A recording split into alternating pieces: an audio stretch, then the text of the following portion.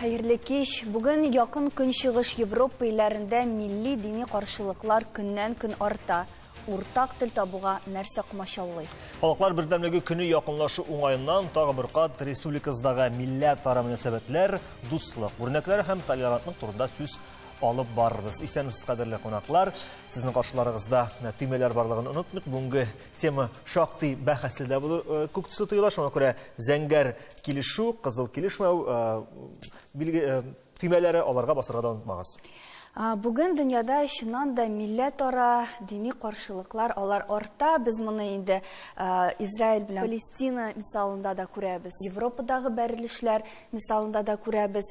Билгеле, bu bizning şirgağına xas күренеш түгел, әмма алай да bu tendensiya Рафиq әфәнде артуга таба бармыймы?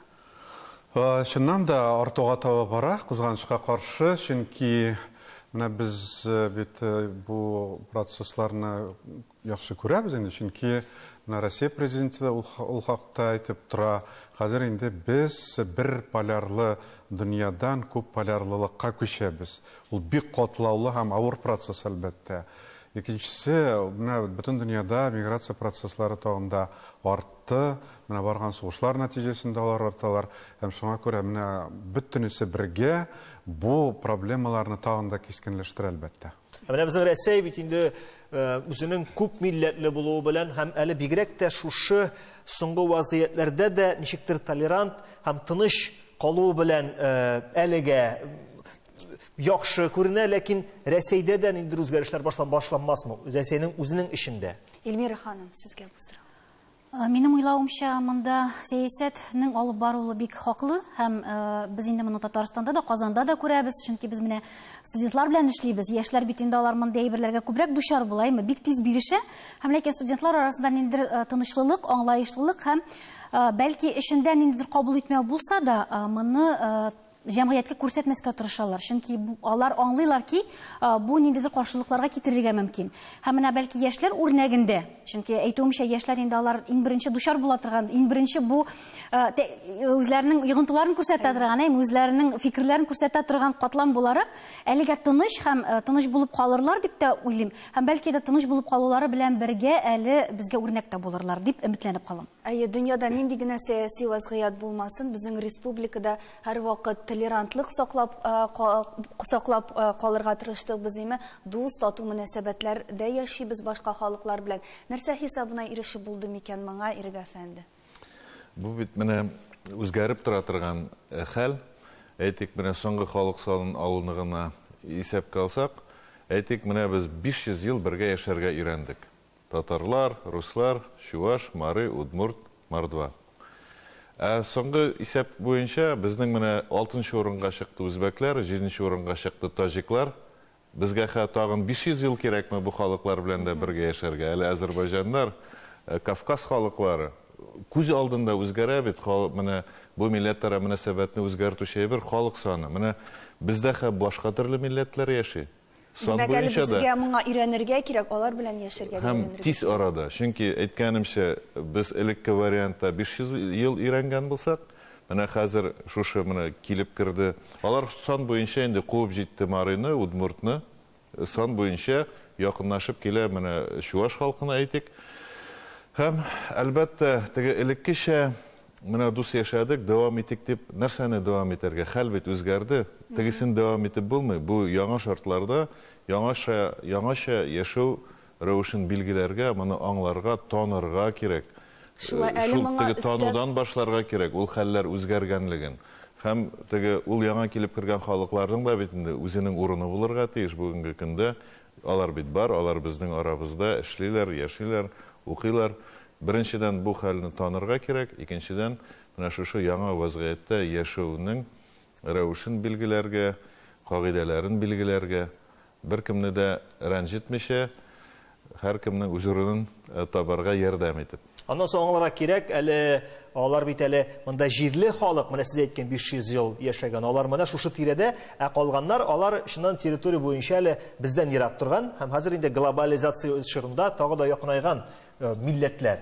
Һәм Татарстан үрнәгендә монда зур эш алып барыла дәүләт тарафыннан төрле чаралар һәм менә шушы милләт ара мөнәсәбәтләрне тагы да ныгайтучы чаралар менә иң масштабларын айсылу санап алыйк әле. Әлбәттә, мин күбрәк Казан турында әйтермен. Казан өчен җавап бирәмен дип әйтим инде. Монда чынында системалы эш алып барырга кирәк. Бер генә чара үткәрдең дә анда, оныттың, алай нәтиҗә булмаячак. Даими рәвештә шушы эш алып барганда гына аның нәтиҗәсе булачак. Һәм әлбәттә, кулны пульста тотарга дип әйтәләр. Һәр вакыт менә карап торырга реакция инде, ничек башкалар моңа карыйлар, ничек кабул итәләр дип әйтик инде. Казанны алсак, җәйне генә, мәсәлән, җәй көне генә дә бик күп менә шушы халыклар мәдәниятенә багышланган чаралар узды шәһәребездә. Без менә ул чараларны күрәбез. Алар нинди генә юк, мин монда Итил яңа фестивальне әйтә алам, яңа этник фестивальне, монда халыклар мәдәниятенә яңа күзлектән карау, заманча күзлектән карау, бәлки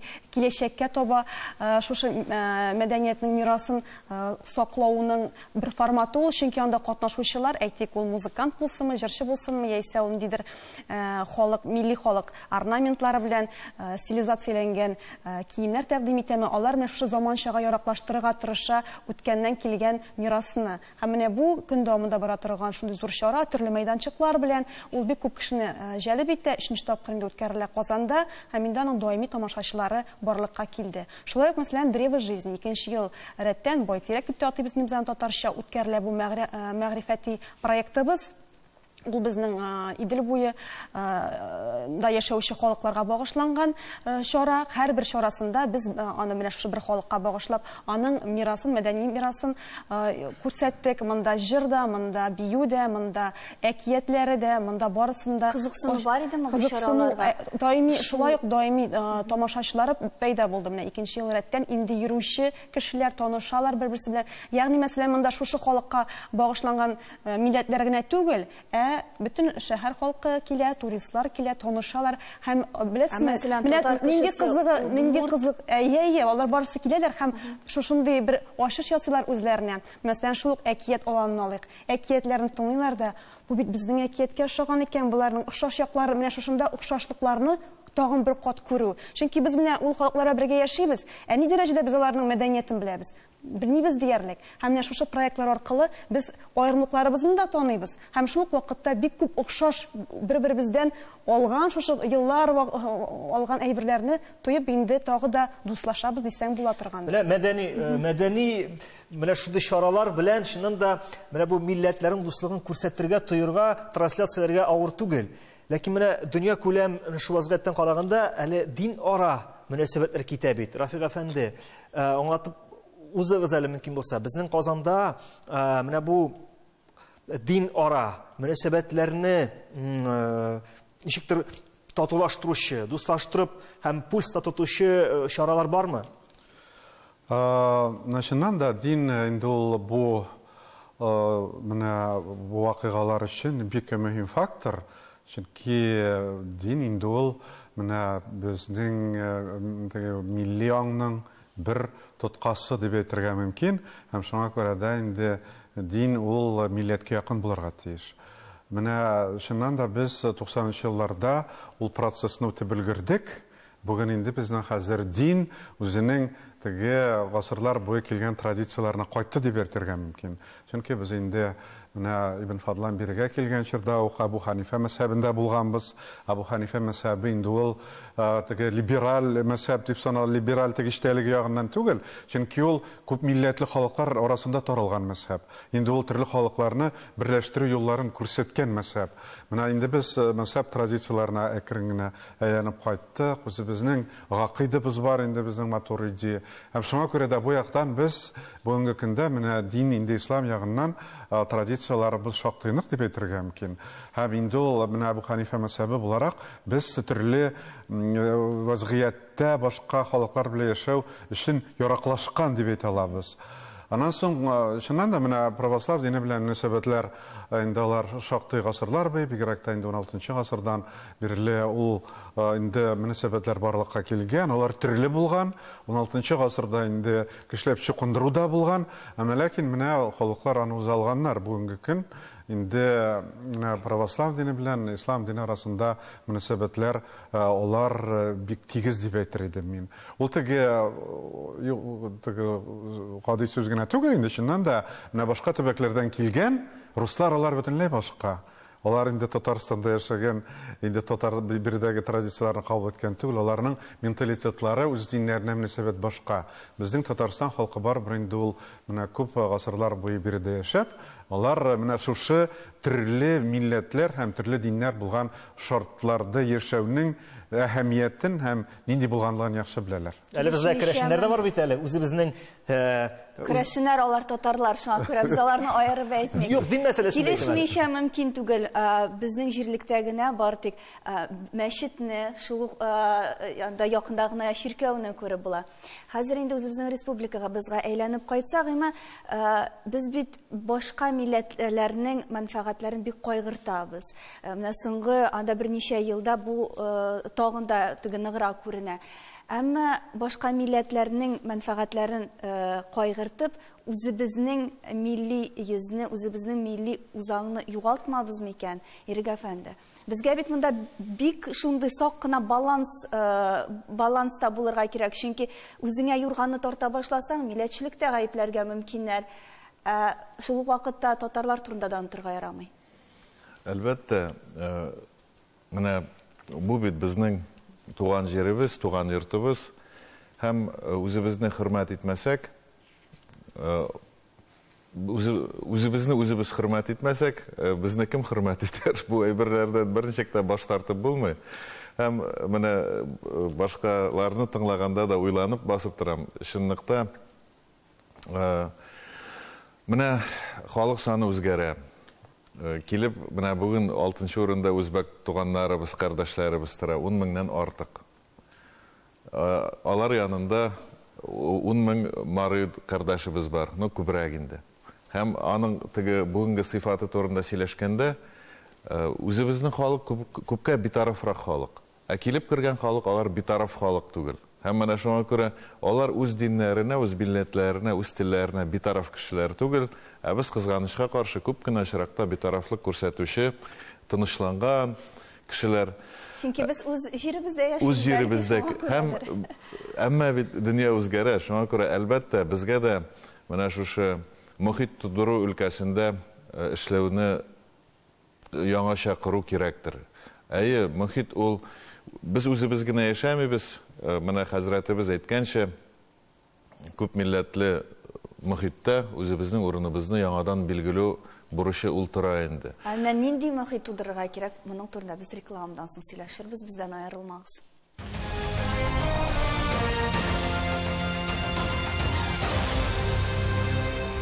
Программабызның беренче өлешендә без милләтләр дуслыгы һәм бигрәк тә менә хәзер аларны яңаша итеп корырга, яңа элемтәләр булдырырга һәм гомумән яңа тенденциялардан чыгып корырга дип сөйләштек, әйме?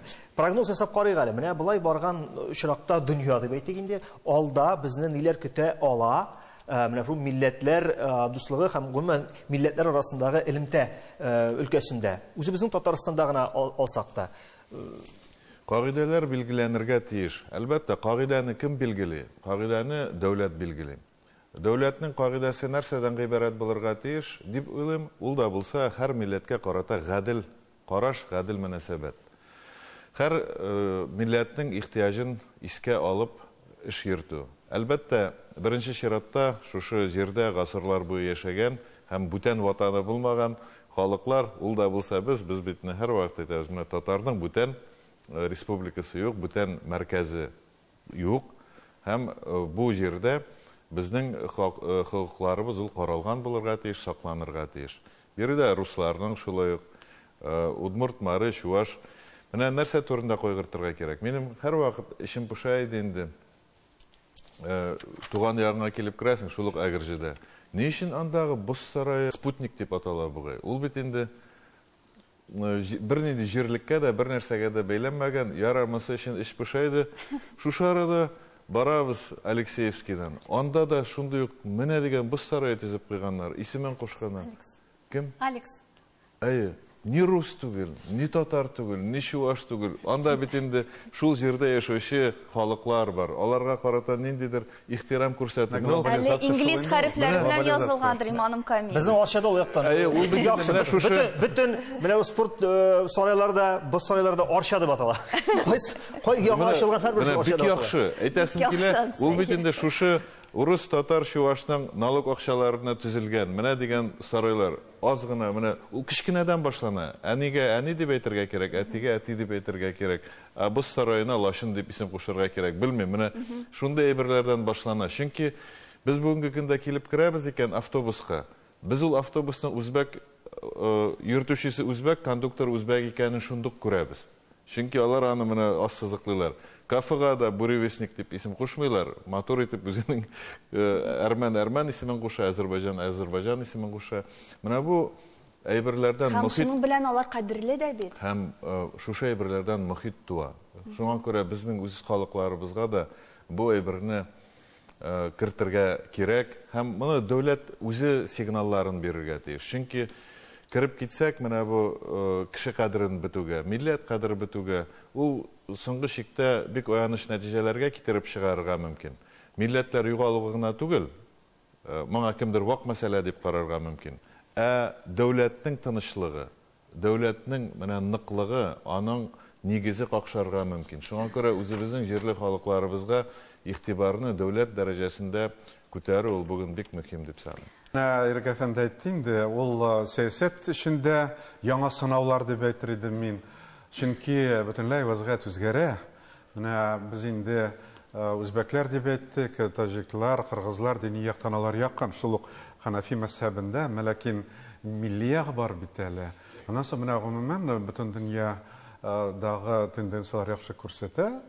Мигрантлар тегейсә бу шартларга бик авыр яраклашалар, бик авыр.